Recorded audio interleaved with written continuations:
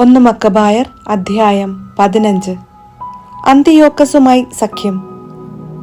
ദമത്രിയൂസ് രാജാവിന്റെ പുത്രനായ അന്തിയോക്കസ് പുരോഹിതനും യഹൂദരുടെ അധിപനുമായ ശിമയോനും യഹൂദ ജനത്തിനുമായി സമുദ്രദ്വീപുകളിൽ നിന്ന് ഒരു കത്തയച്ചു. അതിന്റെ ഉള്ളടക്കം ഇതാണ്: പ്രധാന പുരോഹിതനും അധിപനുമായ ശിമയോനും യഹൂദ ജനത്തിനും അന്തിയോക്കസ് രാജാവിന്റെ അഭിവാദനം. ചില രാജ്യദ്രോഹികൾ ഞങ്ങളുടെ പിതാക്കന്മാരുടെ രാജ്യം പിടിച്ചടക്കിയിരുന്നു. അതിന്മേലുള്ള എൻ്റെ അവകാശം സ്ഥാപിച്ച് രാജ്യം പൂർവ്വസ്ഥിതിയിലാക്കാൻ ഞാൻ ഉദ്ദേശിക്കുന്നു. അതിനുവേണ്ടി ഞാൻ വലിയ ഒരു കൂലിപ്പട്ടാളം ശേഖരിക്കുകയും പടക്കോപ്പുകൾ സജ്ജമാക്കുകയും ചെയ്തിട്ടുണ്ട്. ഞങ്ങളുടെ രാജ്യം നശിപ്പിക്കുകയും അതിലെ പല നഗരങ്ങളും ശൂന്യമാക്കുകയും ചെയ്ത അവർക്കെതിരെ പൊരുതുന്നതിന് എൻ്റെ രാജ്യത്ത് എത്താൻ ഞാൻ തീരുമാനിച്ചിരിക്കുന്നു. എനിക്ക് മുൻപുള്ള രാജാക്കന്മാർ നിങ്ങൾക്ക് അനുവദിച്ചു തന്ന എല്ലാ നികുതി ഇളവുകളും ഞാൻ സ്ഥിരീകരിക്കുന്നു. അവർ നിങ്ങളെ ഒഴിവാക്കിയിരുന്ന മറ്റെല്ലാ കടങ്ങളിലും നിന്ന് ഞാനും നിങ്ങളെ ഒഴിവാക്കുന്നു. നിങ്ങളുടെ രാജ്യത്തിനു വേണ്ട പണം സ്വന്തം കമ്മട്ടത്തിൽ അടിച്ചിറക്കാൻ ഞാൻ അനുവദിക്കുന്നു. ജെറുസലേമിനും വിശുദ്ധ സ്ഥലത്തിനും ഞാൻ സ്വാതന്ത്ര്യം തരുന്നു. നിങ്ങൾ സജ്ജീകരിച്ചിട്ടുള്ള ആയുധങ്ങളും നിങ്ങൾ പണിതീർത്ത് കൈവശം വച്ചിട്ടുള്ള കോട്ടകളും നിങ്ങൾക്കു തന്നെ ആയിരിക്കും. രാജഭണ്ഡാരത്തിലേക്ക് നിങ്ങൾ കൊടുത്തു വീട്ടേണ്ട കടങ്ങളും ഭാവിയിൽ ഉണ്ടായേക്കാവുന്ന അത്തരം കടങ്ങളും ഇതിനാൽ എന്നേക്കുമായി ഒഴിവാക്കുന്നു. ഞങ്ങൾ രാജ്യത്തിന്റെ നിയന്ത്രണം വീണ്ടെടുത്തു കഴിയുമ്പോൾ നിങ്ങളുടെ മഹത്വം ഭൂമിയിലെങ്ങും വെളിപ്പെടേണ്ടതിന് നിന്റെയും നിന്റെ ജനത്തിന്റെയും ദേവാലയത്തിന്റെയും മേൽ ഞങ്ങൾ വലിയ ബഹുമതികൾ ചൊരിയും. 174 ആണ്ടിൽ അന്തിയോക്കസ് തന്റെ പിതാക്കന്മാരുടെ ദേശത്ത് എത്തി അതിനെ ആക്രമിച്ചു. സേനകൾ അവനോട് ചേർന്നു. വളരെ കുറച്ചു പേർ മാത്രമേ ട്രിഫോയോടൊത്ത് നിന്നുള്ളൂ. അന്തിയോക്കസ് അവനെ പിന്തുടർന്നു. അവൻ പലായനം ചെയ്ത് സമുദ്രതീരത്തുള്ള ദോറിലെത്തി. സൈന്യം കൂറുമാറിയെന്നും തനിക്ക് വിപത്തു സംഭവിക്കാൻ പോകുന്നുവെന്നും അവൻ അറിഞ്ഞിരുന്നു. അന്തിയോക്കസ് ദോറിനെതിരെ പാളയമടിച്ചു. അവനോടൊപ്പം 120,000 യോദ്ധാക്കളും 8,000 കുതിരപ്പടയാളികളും ഉണ്ടായിരുന്നു. അവൻ നഗരം വളഞ്ഞു. കടലിൽ നിന്ന് കപ്പലുകളും യുദ്ധത്തിൽ ഏർപ്പെട്ടു.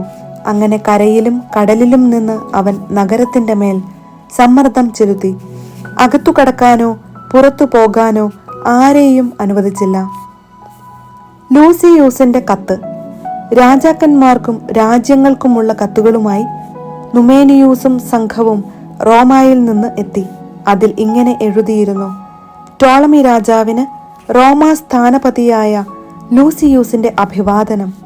ഞങ്ങളുടെ സുഹൃത്തുക്കളും സഖ്യകക്ഷികളുമായ യഹൂദരുടെ ദൂതന്മാർ ഞങ്ങളുടെ പൂർവ്വ സൗഹൃദവും സഖ്യവും നവീകരിക്കാൻ വന്നിരുന്നു.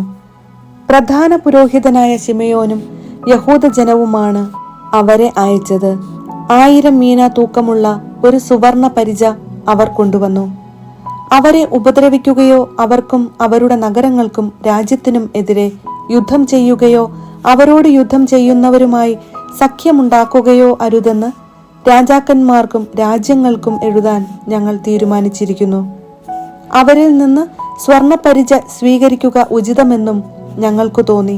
ആകയാൽ ഏതെങ്കിലും രാജ്യദ്രോഹികൾ അവരുടെ ദേശത്തുനിന്ന് നിങ്ങളുടെ അടുത്തേക്ക് പലായനം ചെയ്തിട്ടുണ്ടെങ്കിൽ അവരെ പ്രധാന പുരോഹിതനായ ശിമയോന് കൈമാറുക.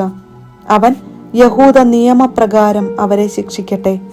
ഇതേ വിവരങ്ങൾ തന്നെ ദമത്രിയൂസ് രാജാവിനും അത്താലൂസിനും അരിയാറതസിനും അർസാക്കെസിനും സ്ഥാനപതി എഴുതി. സംസാമസ്, Sparta, ദേലോസ്, മിന്തോസ്, സിസിയോൻ, കാരിയ, Samos, പംഫീലിയ, Lisiya, ഹലിക്കാർനാസൂസ്, റോദേസ്, ഫസേലിസ്, cos, സീദെ, അരാദൂസ്, ഗോർത്തീന, സ്നേദൂസ്, Cyprus, കിറേനെ തുടങ്ങി എല്ലാ രാജ്യങ്ങൾക്കും ഈ സന്ദേശം അയച്ചു. ഇതിന്റെ ഒരു പകർപ്പ് പ്രധാന പുരോഹിതനായ ശിമയോനും അയച്ചു കൊടുത്തു. അന്തിയോക്കസ് പിണങ്ങുന്നു. അന്തിയോക്കസ് രാജാവ് സൈന്യവും യുദ്ധോപകരണങ്ങളുമായി വീണ്ടും ദോറിനെ ആക്രമിച്ചു. പുറത്തു പോകാനോ അകത്തു കടക്കാനോ കഴിയാത്ത വിധം ട്രിഫോയെ അതിനുള്ളിലാക്കി. സ്വർണം, വെള്ളി, ധാരാളം യുദ്ധോപകരണങ്ങൾ എന്നിവയുമായി സമർത്ഥരായ 2000 യോദ്ധാക്കളെ ശിമയോൻ അന്തിയോക്കസിന്റെ അടുത്തേക്ക് അയച്ചു. അവരെ സ്വീകരിക്കാൻ അവൻ വിസമ്മതിച്ചു.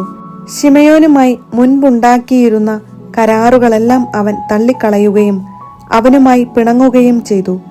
അന്തിയോക്കസ് തന്റെ മിത്രമായ അത്തനോബിയൂസിനെ ഈ സന്ദേശവുമായി അയച്ചു: ജോപ്പായും ഗസറായും ജെറുസലേം കോട്ടയും നിന്റെ നിയന്ത്രണത്തിലാണ്.